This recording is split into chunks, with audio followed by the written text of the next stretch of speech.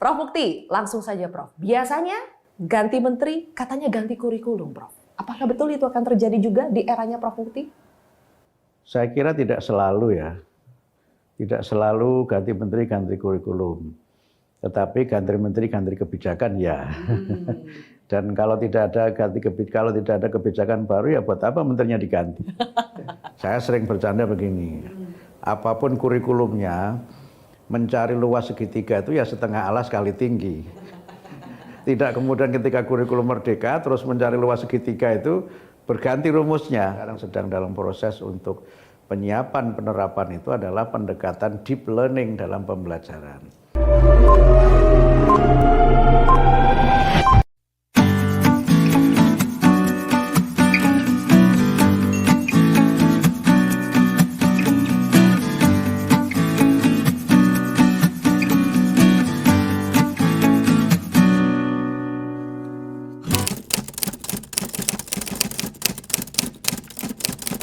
Bersama saya saat ini Zilvia Iskandar adalah Profesor Abdul Mukti, Menteri Pendidikan Dasar dan Menengah Republik Indonesia. Prof Mukti, selamat malam. Selamat malam Zilvia, apa kabar? Kabar baik Prof Mukti. Prof Mukti, langsung saja Prof. Biasanya ganti menteri, katanya ganti kurikulum Prof. Apakah betul itu akan terjadi juga di eranya Prof Mukti? Saya kira tidak selalu ya. Tidak selalu ganti menteri, ganti kurikulum. Tetapi ganti menteri, ganti kebijakan ya. Dan kalau tidak ada kebijakan baru ya buat apa menterinya diganti. Jadi apa yang akan diganti Prof? Kalau soal kurikulum kan saya masih melihat di lapangan sekarang kan berlaku 2 kurikulum masih. Jadi masih ada kurikulum K13 dan ada kurikulum Merdeka. Sebagian sekolah masih melaksanakan kurikulum yang dua-duanya ini berjalan dan dua-duanya itu ya kita akui sebagai kurikulum nasional yang masih berlaku. Sehingga karena itu tidak perlu ada dikotomi soal kurikulum dan juga tidak perlu khawatir kalau ada perubahan. Karena sebenarnya kurikulum itu kan lebih banyak berkait dengan administrasi dan organisasi dari pembelajaran dan kebijakan menyangkut pelaksanaan kegiatan belajar mengajar. Saya sering bercanda begini, apapun kurikulumnya, mencari luas segitiga itu ya setengah alas kali tinggi. Tidak kemudian ketika kurikulum merdeka terus mencari luas segitiga itu berganti rumusnya, gitu kan? Karena itu masyarakat tidak perlu terlalu khawatir dengan itu dan saya juga belum menyinggung-nyinggung soal kurikulum.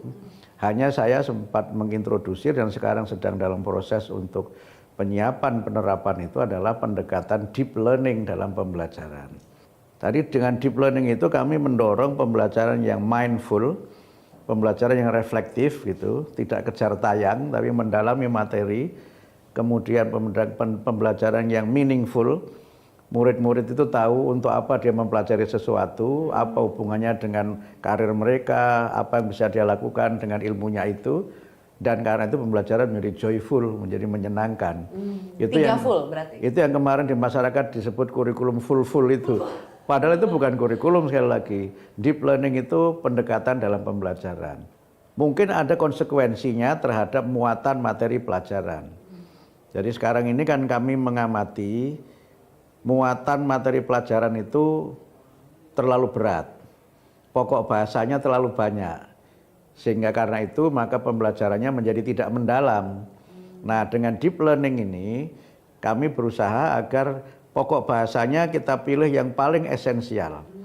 Yang paling mendasar untuk dipelajari itu apa. Nah dengan itu maka kemudian ruang untuk membahas secara luas, secara mendalam ini akan terbuka sehingga murid itu dan guru-guru itu bisa mengajar dan belajar dengan gembira, dengan interaksi yang sehat, dengan interaksi yang juga produktif, yang mungkin dalam konteks ini akan ada perubahan dari sisi muatannya atau pokok bahasanya, tapi tidak mata pelajarannya. Mata pelajaran yang mungkin baru, saya katakan mungkin karena bisa jadi ini tidak baru, itu artificial intelligence dan coding. Itu nanti akan kita ajarkan mulai sekolah dasar, bisa mulai kelas 4 atau kelas 5. Walaupun sekarang beberapa sekolah yang sudah menyelenggarakan ada yang coding mulai kelas 1 SD. Tapi nanti kebijakan kami mulai 2025-2026 itu coding dan AI ini menjadi mata pelajaran pilihan, bukan wajib. Dan yang sudah menerapkan justru lembaga pendidikannya Sukma. Sudah ada coding di lembaga pendidikan Sukma itu, di Aceh dan di Sulawesi Tengah, di Sigi itu. Dan prakteknya juga tidak semuanya berbasis online. Yang diselenggarakan oleh Sukma ini unplugged. Jadi codingnya unplugged, dia tidak perlu jaringan internet. Bahkan ada yang codingnya seperti main game biasa begitu Mbak Sylvia, seperti main game yang biasa kita temukan, tapi itu merangsang untuk berpikir kritis, kolaborasi, kemudian kreativitas. Kenapa itu tidak menjadi materi pelajaran wajib saja, Pak? Kenapa masih pilihan kalau ternyata manfaat atau objektif yang mau dicapai sebanyak itu? Karena belum semua sekolah kita mampu. Secara infrastruktur ya? Sebenarnya infrastrukturnya tidak terlalu mahal. Mungkin penyiapan gurunya. Karena walaupun itu unplugged, kan tetap harus ada gurunya. Nah, sementara kami melihat realitas di lapangan memang belum semuanya siap. Karena Indonesia ini tidak hanya Jakarta. Oke, berarti Prof. Mukti sedikit saja untuk merangkum persoalan kurikulum akan ganti atau tidak di eranya Prof. Mukti itu belum ada keputusan. Belum ada keputusan. Masih dalam tahap kajian, tapi yang sudah pasti adalah pendekatan deep learning ini